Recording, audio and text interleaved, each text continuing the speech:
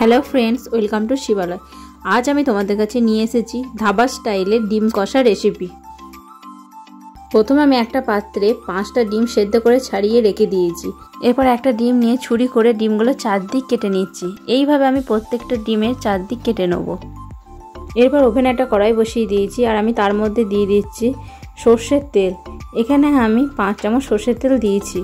এরপর আমি সর্ষের তেলটা গরম হয়ে গেলে এর মধ্যে আমি সিদ্ধ করে রাখা ডিমগুলোকে দিয়ে দেব। গ্যাসের ফ্লেমটা লো করে দিয়ে অল্প একটু হলুদ গুঁড়ো আর নুন দিয়ে ডিমগুলোকে ভালো করে নেড়ে নেব।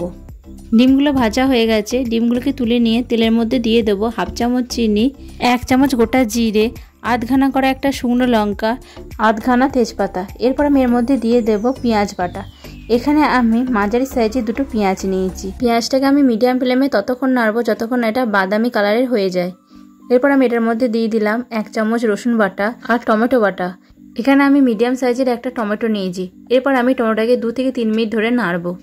এরপর একটা বাটিতে 1 চামচ আদা বাটা, 1/2 চামচ লঙ্কা বাটা, 1 চামচ চিকেন মশলা গুঁড়ো, 1 চামচ গরম মশলা গুঁড়ো, 1 চামচ হলুদ গুঁড়ো আর 1 চামচ কাশ্মীরি লঙ্কা গুঁড়ো নিয়ে কড়াইয়ের মধ্যে দিয়ে দিয়েছি। এরপর এটাকে মিডিয়াম ফ্লেমে 2 মিনিট ভালো করে নেড়ে নিয়ে দিয়ে দিলাম 5 চামচ ফেটানো দই। এরপর আমি দইটাকে মশলার সঙ্গে ভালো করে নাড়বো। যখন এটা ফুটতে শুরু করবে তখন এর মধ্যে দিয়ে দেবো ভেজে রাখা ডিমগুলো। এরপর ডিমগুলোকে মশলার সঙ্গে 2 থেকে 3 মিনিট একটু নেড়ে নিয়ে এর মধ্যে দিয়ে দেবো জল। এরপর এটাকে একবার নেড়ে নিয়ে এটাকে ঢাকা দিয়ে রাখবো 10 মিনিট। গ্যাসের ফ্লেমটা থাকবে লো ফ্লেমে। 10 মিনিট পর ঢাকা খুলে এর মধ্যে আমি দিয়ে দেব 2 চামচ কসুরি মেথি আর আধখানা করা 4টে কাঁচা লঙ্কা। এরপর আমি এটাকে ভালো করে নেড়ে নিয়ে ঢাকা দিয়ে গ্যাসটা অফ করে দেবো।